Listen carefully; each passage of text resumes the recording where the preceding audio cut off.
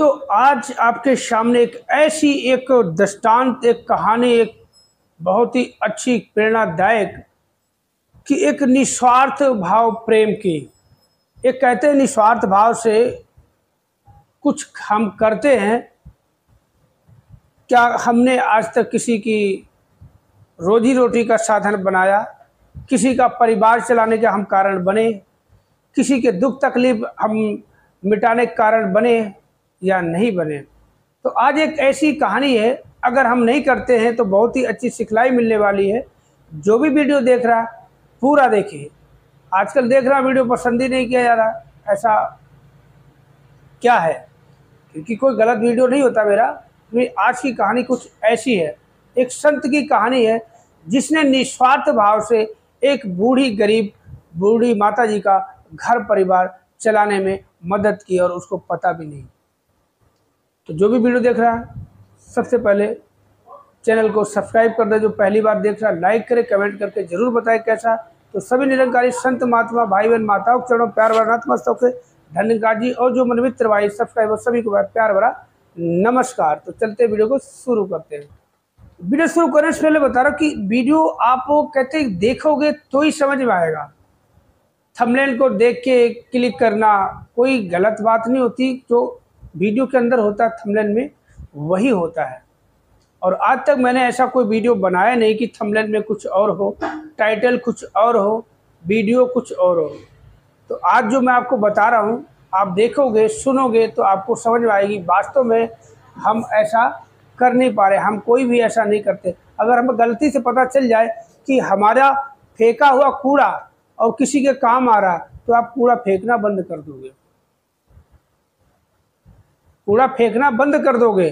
अगर आप देखो कि हमारी कोई नकारी हुई चीज़ से किसी को लाभ हो रहा है तो आप वो नकारना छोड़ दोगे। हमारे पहने उतारे कपड़े हमने फेंक दिए, कोई पहन के वो घूम रहा अच्छा लगा तो अरे यार ये तो कपड़े अच्छे लग रहे, बेकार फेंक दिए। हमारे मन में ऐसी भावनाएं उत्पन्न हो जाती है। तो आज आपको बताता हूँ एक ऐसी कहानी, तो वीडियो में शुरू से एंड तक बने रहना। ये बात बहुत ही पुरानी है। एक जंगल में एक बहुत पुरातन संत बहुत बड़े रहते थे और उस जंगल में उनकी कुटिया थी।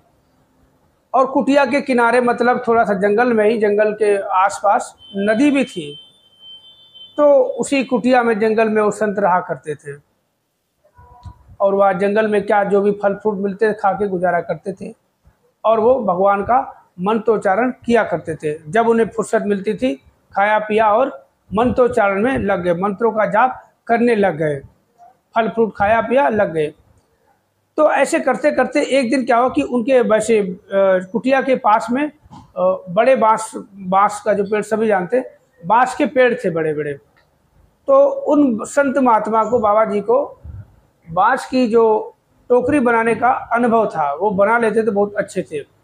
तो ऐसे ही क्या हुआ, एक दिन उन्होंने कुछ बांस की लकड़ियाँ तोड़ी और तोड़ने के बाद क्या होता है कि वो मंत्र जाप करते करते एक ऐसी बहुत अच्छी सुंदर सी टोकरी उन्होंने बना डाली। अब टोकरी तो बना डाली, अब वो देखते कि टोकरी बहुत अच्छी है।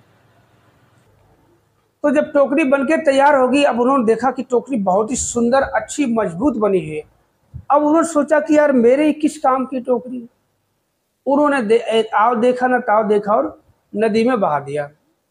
ऐसे ही उनकी आदत सी पड़ गई। बांस की लकड़ियां तोड़ी, मंत्रों का जाप करते करते रोज टोकरी एक बना के और नदी में बहा दिया करते। ऐसे ना जाने कितने दिन बीत गए, साल 6 महीने ऐसे बीत गए, रोज टोकरी बनाते रहे। और ऐसे आदत पड़ गई मंत्र जाप करते करते।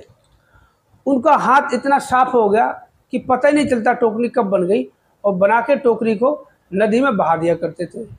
तो फिर एक दिन सोचा कि यार मैं रोज नदी में टोकरी बहा देता हूँ, ये किसी न किसी के काम आ जाएगी, काम आती होगी, बहा देता हूँ। सोचो बेकार में अपना टाइम खराब करता हूँ, बेकार में इसमें हाथ चलाता हूँ, क्यों बनाता हूँ। तो एक दिन उन्होंने टोकरी को नहीं बनाया। ऐसा उनके मन में भाव आ गया। देखो ये इनके मन में गलती से भाव आ गया। तो ज़रा सोचना सीख लाइए आपको क्या मिलने वाली है और इस वीडियो से आपने क्या सीख लिया। तो क्या हुआ, वो ऐसे टोकरी तो बनाई नहीं, और नदी के किनारे किनारे टहलते हुए वो संत महात्मा जा रहे थे। तो जा रहे थे, थोड़ी दूर जाने के बाद देखते कि नदी के किनारे एक बूढ़ी माता जी बैठी रो रही है। तो उनसे देखा नहीं गया संत जी से, तो उन्होंने पूछा कि हे माता जी, आप रो क्यों रहे हो, आप रो क्यों रहे हो? तो उन्होंने बताया, माता जी ने, कि क्या बताऊं, इस नदी में रोज बह के एक टोकरी आया करती थी, जिसको मैं रोज निकाल के और सुखा के पड़ोस के गांव में मैं बेच देती थी।